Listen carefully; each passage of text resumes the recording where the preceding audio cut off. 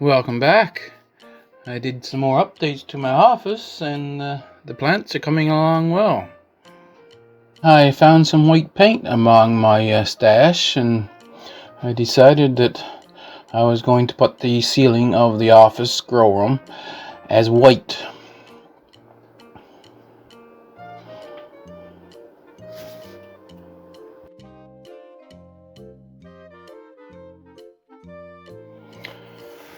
Then I removed the plants from the shelves. That dark blue just won't do when you're growing plants with grow lights. Having dark colors around is just a waste of light. So I almost finished the ceiling with the paint that I had, and then I bought another gallon of paint when I went to town.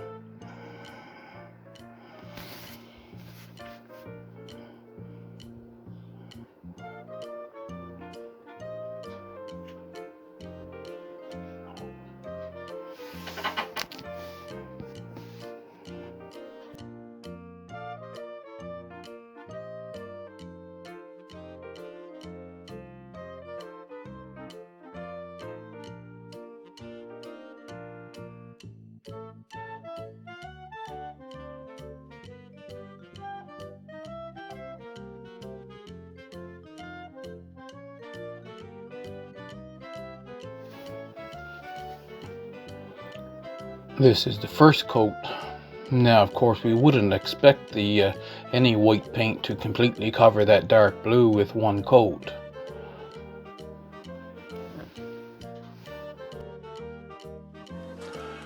I'm quite impressed.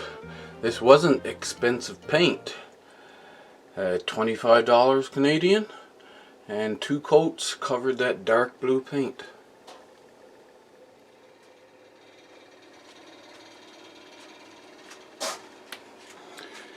These lights went on sale again, half price.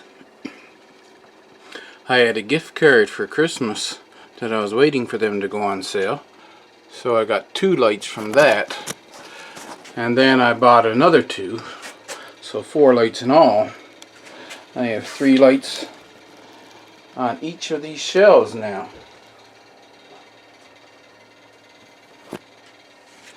Now this bottom shelf,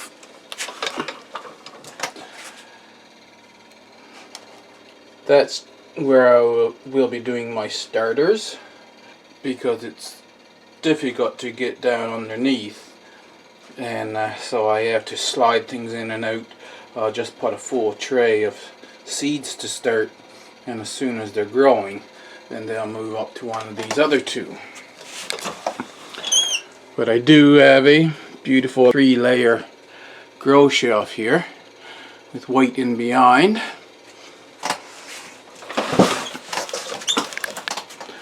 Then we swing around to the other side.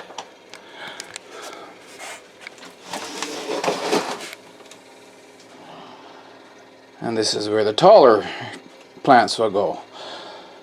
I rearranged everything so that I could get the lights down close to these front plants. That front light, of course, can go up another 2 feet.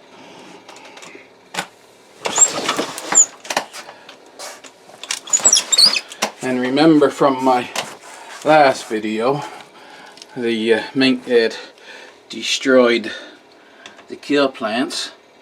You see, this is the one he had destroyed the most. Got some leaves coming down the bottom and up top. And here we have this one coming back just nicely.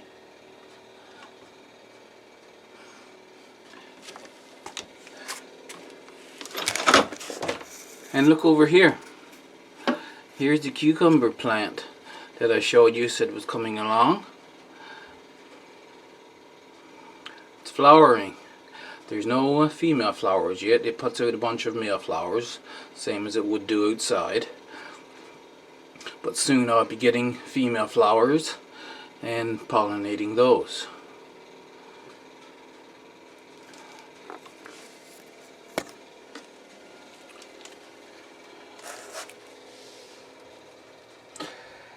He's leaning in against the wall because when I rearranged them, that's just how they went. But tomatoes are coming on.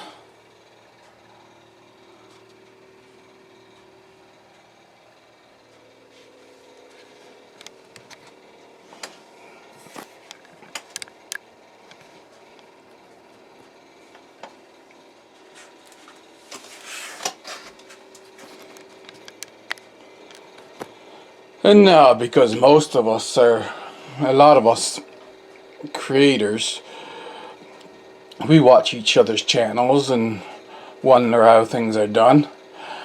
I've got my nice big bench here now that I can sit and do my work and record it well. You see, I have the one camera right there, another one right there,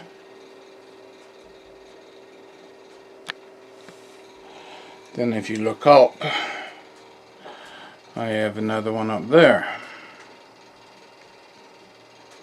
Sitting still, those cameras will take decent pictures, not the best quality, but then I have the one I have in my hand, of course, which will take the quality that you're looking at right now.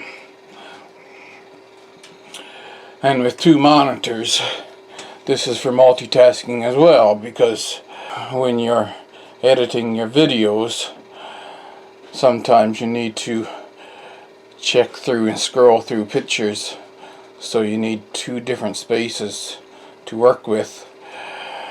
The computer monitor back here, sometimes it works, sometimes it doesn't, which is why I initially put on the one external monitor, but then I found that I wanted to do two things at once, so I got the second monitor. Standing up now so I can do a little walk around. I am seriously considering putting fish in this fish tank. This was a tank was given me a couple of months ago, and now that I've got my office cleaned up, I've always wanted fish, but it was one of those things I ummed and ahed, should I, shouldn't I? But I think you're going to see fish in this in the near future. If you've been following my channel, you know about this box. It's a box I set up for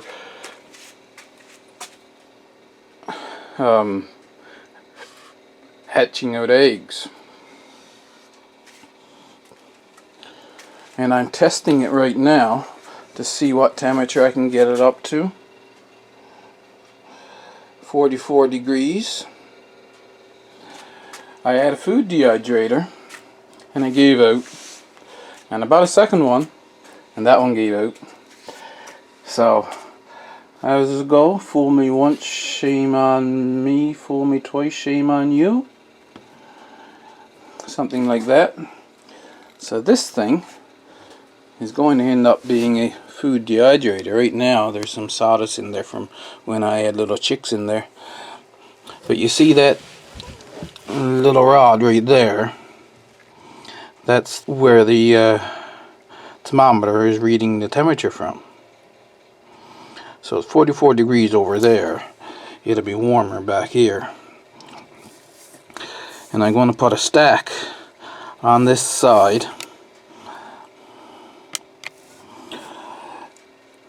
to put herbs on to dry out. 35 degrees, I believe, is the temperature for drying herbs. I could easily get it higher, but you see the lid isn't insulated. But when you're drying, you need the moisture to be able to escape. So you need this little gap here.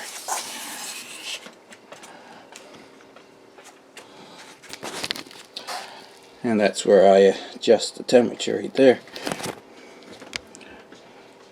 The light is still on, so it may go above 44 degrees. The only two things I really have left to do, I need to replace this door. I'm going to make doors. This is the cold room door and the workshop door. I'm going to replace those two, and you'll see beautiful doors there in the future. And then this entire office grow room will be complete. And here's another one of my tests that I'm doing. You see, if I zoom in on this bucket is 13 inches deep. There's carrots growing in it.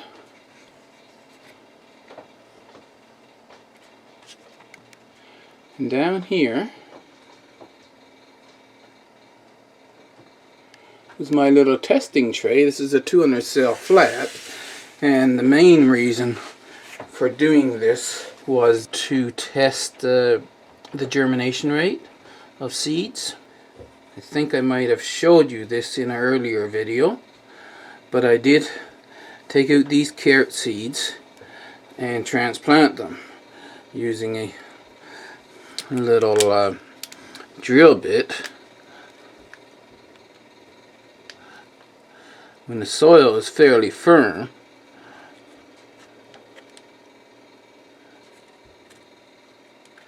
see, even though carrot seeds and any root crop really don't like being transplanted, you can see that the roots are not disturbed at all, right?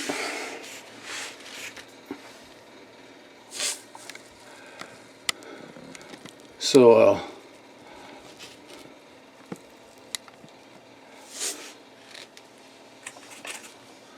I'll leave that there for a minute.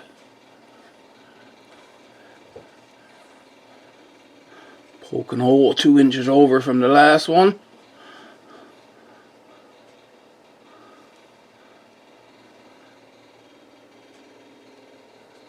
Then I can just drop that down in the hole. I have 1, 2, 3, 4, 5, 6 more to do, and I'll finish filling out this bucket. And we're going to test how carrots will grow in a grow room on the grow lights. Of course, this is a full-size carrot, so this is why I needed a 13-inch deep container. You need at least 12 inches deep. And while we're sitting here, I'll give you a better look at these now. This is the cucumber plant.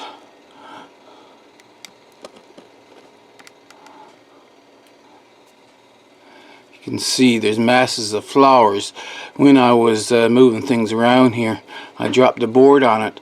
This was actually growed out about 6 inches longer, the vine was, and of course I cut that short, and we're just waiting for female flowers now.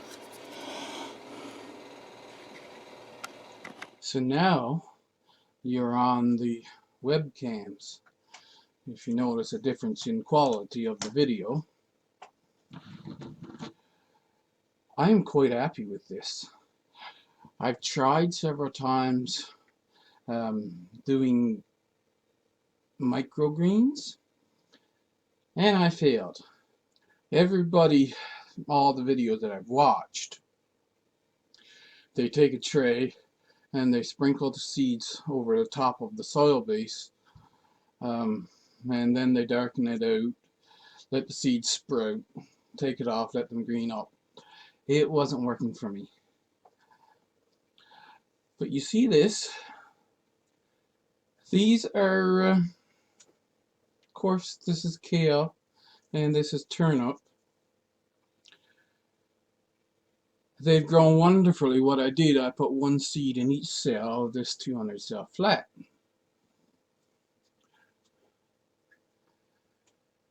The lettuce was actually growing quite well as well, and I've let it grow. I don't know if it's getting root bound. I'll find out. Actually, let's find out.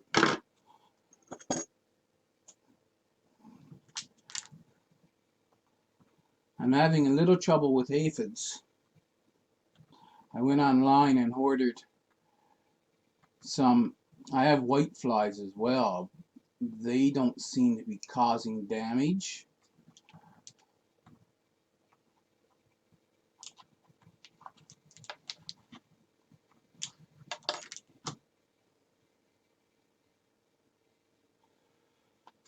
But yeah, there's quite a few roots there, and so it would suck up the water quite fast.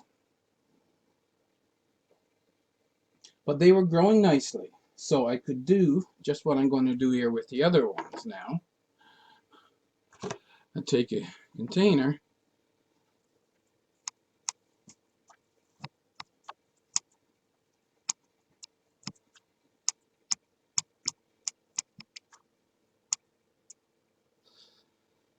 and now I've got myself a little salad without having the seed coat stuck to the top of them like I was having with the microgreens. I can let them get big enough, and I could see here's a good lettuce.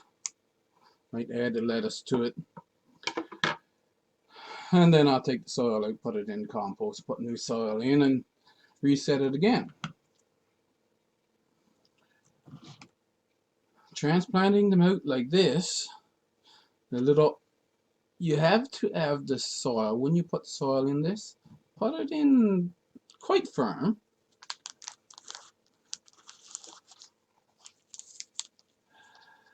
And I have a 6-pack here that I transplanted up from here, and they're growing nicely.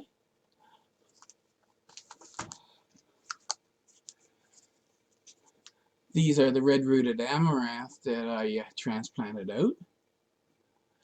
They were leggy when I did transplant them, so that's just a matter of the next time I do it, I have to keep the light down lower.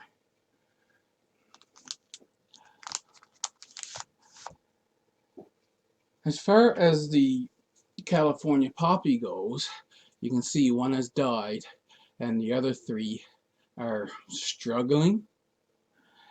They don't transplant well at all.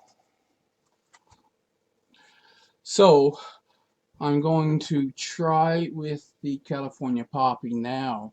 I'm putting in those little paper cups that I made with the ratchet socket, and see if I can do better.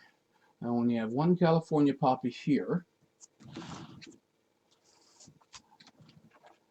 and I'm going to poke that out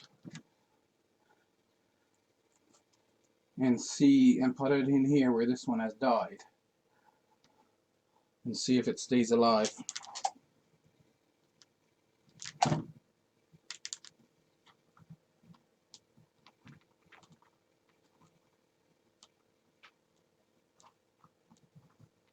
Any disturbance in the root of a California poppy at all, and it's going to die.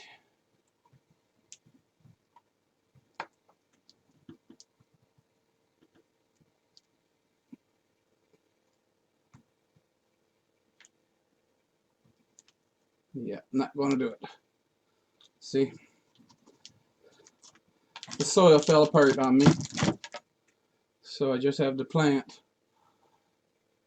That won't survive, I'm pretty sure. I have the soil quite wet, but I don't think this plant will survive. So I need to use the paper cup so that I could just take the paper cup and all and stick it down in a hole. And the last thing I wanted to mention is these. These are the Evergreen hardy onions, the perennial green onions. I planted these on November the 23rd. Now they've been up quite tall enough to transplant out in the garden for several weeks now, so 8 to 10 weeks you plant them before you are planning on putting them out in the garden. That's good. I have 300 and something seeds for these. That gives me quite a few onion plants to plant a border all the way along the inside of the front fence. Hope you enjoyed the video. And to keep up to date, make sure you're subscribed and we'll see you in the next video.